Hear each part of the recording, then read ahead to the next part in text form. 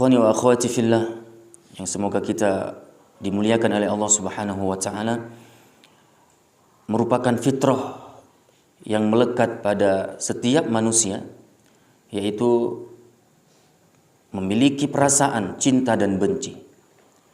Bahkan bagi kita orang yang beriman kepada Allah Subhanahu wa taala, cinta dan benci itu bahagian daripada buah iman itu sendiri. Bagi orang-orang yang benar imannya, maka dia kemudian harus mampu memposisikan cinta dan benci itu dengan memposisikannya di tempat yang benar. Kita harus mengarahkan cinta itu ke arah yang benar dan benci juga ke arah yang benar, ke arah yang tepat. Ketika cinta dan benci yang merupakan fitrah dari perasaan dari setiap manusia itu tidak diposisikan di posisi yang semestinya, kita tidak arahkan itu ke arah yang semestinya, maka nanti cinta dan benci itu bahkan bisa membuahkan dosa. Sebaliknya, ketika cinta dan benci kita tempatkan di tempat yang diridhai oleh Allah Subhanahu wa taala, bagi kita orang yang beriman, maka cinta dan benci itu akan membuahkan pahala di sisi Allah Subhanahu wa taala. Perasaan cinta terhadap kebaikan dan kepada orang-orang yang melakukan kebaikan itu adalah merupakan buah dari iman itu sendiri. Benci kepada keburukan dan pelaku keburukan, pelanggar syariat, itu juga bahagian daripada buah dari iman itu sendiri. Jadi kapan iman itu berbuah manis? Karena iman itu kalau bisa kita umpamakan adalah akar dari sebuah pohon. Dan akar itu akan menumbuhkan pohon, yaitu amalan, menumbuhkan amal soleh, ibadah. Dan kapan kemudian akar dan pohon itu menghasilkan buah yang manis? Tidaklah akar dari tumbuhan itu membuahkan buah-buahan yang manis rasanya, melainkan diantaranya adalah ketika iman itu sudah melahirkan cinta dan benci karena Allah Subhanahu wa taala. Ada juga terkadang akar dan pohon menumbuhkan kemudian buah, tapi buahnya tidak manis, buahnya pahit. Buahnya itu berulat di dalamnya. Apa penyebabnya? Ya ketika buah itu, ketika akar itu dan tumbuhan itu tidak memberi nutrisi yang benar, yang bagus terhadap buah itu. Sehingga cinta dan benci tetap tumbuh. Buah cinta dan buah benci tetap tumbuh. Namun buahnya pahit. Karena apa? Akarnya bukan karena Allah Subhanahu wa taala. Maka dari itu, kawan-kawan dirahmati oleh Allah Subhanahu wa taala, ketika berbicara cinta dan benci, maka di saat itu kita sedang berbicara tentang keimanan. Begitulah Islam memandang cinta dan benci itu. Bahwa sesuatu yang tidak boleh dipisahkan antara iman dan cinta, iman dan kemudian nanti masalah kebencian. Karena itu adalah bahagian yang tidak bisa dipisahkan. Apa tadi? Buah dari keimanan yang baik. Buah dari akar keimanan yang kuat adalah berbuah yang namanya cinta dan benci karena Allah. Dari itu kita bisa ketahui dari sabda Rasulullah Sallallahu Alaihi Wasallam, di mana Rasulullah menyebutkan dalam hadis bahwa di antara yang menjadikan nanti iman seseorang itu sempurna, itu ketika sudah mulai hadir di dalam hatinya itu perasaan cinta dan benci, tapi itu karena Allah Subhanahu wa taala.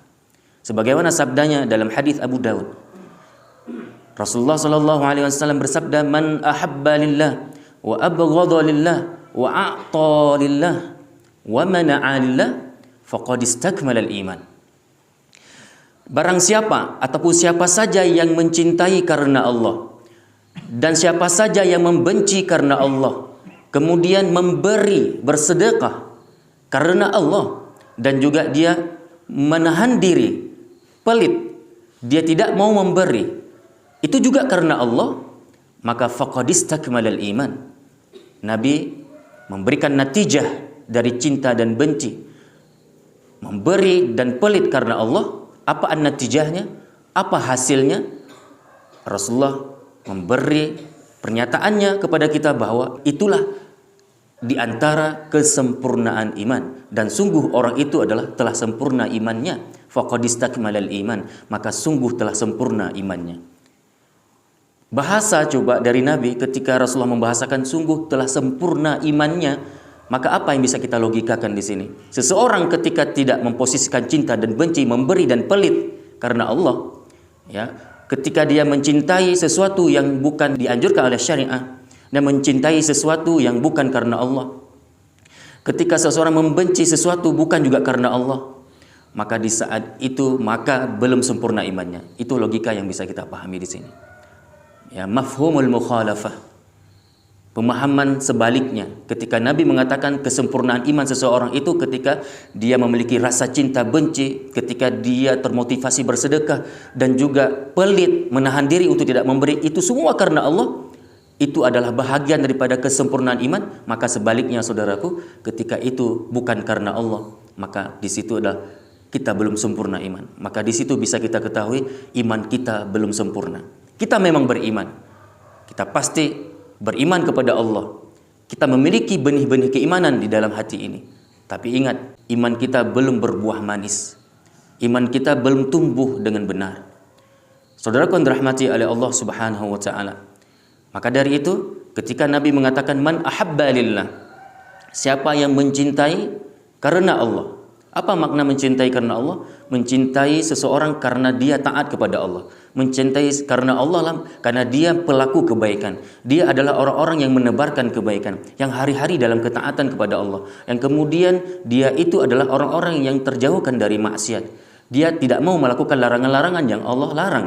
Kemudian kita melihat dirinya, dia selalu dekat dengan Allah, dengan sholat, dengan zikir, dengan tadarus Quran.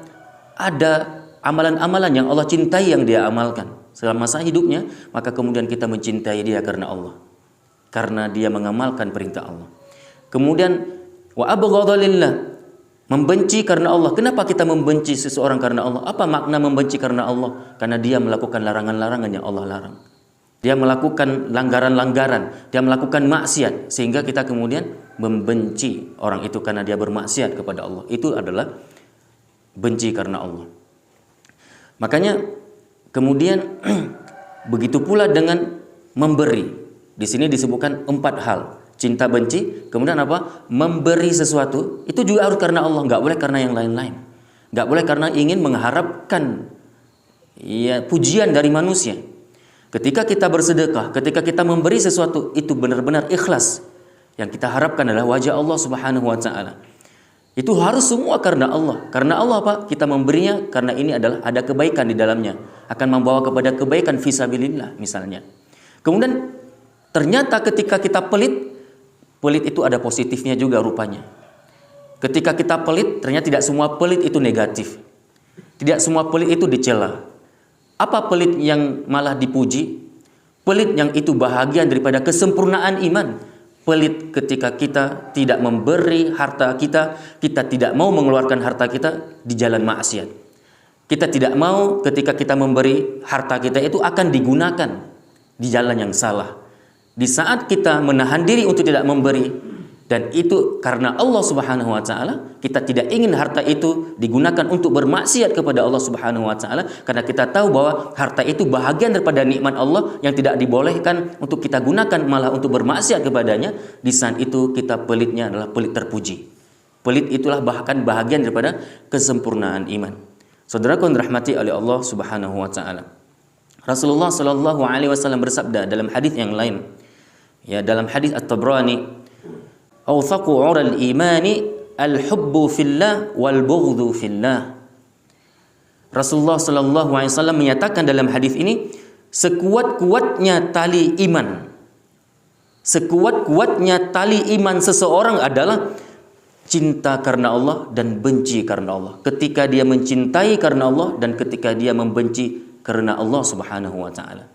Di sini kita ketahui ketika Nabi membahasakan dengan kalimat awthaqu 'ural iman, sekuat-kuat iman. Apa logikanya kemudian kita pasang di sini? Ternyata kita memang beriman, tapi belum tentu iman kita kuat. Kapan seseorang dikatakan sudah mulai kuat imannya? Ketika hati lahir benci dan cinta, cinta dan benci itu karena Allah Subhanahu wa taala.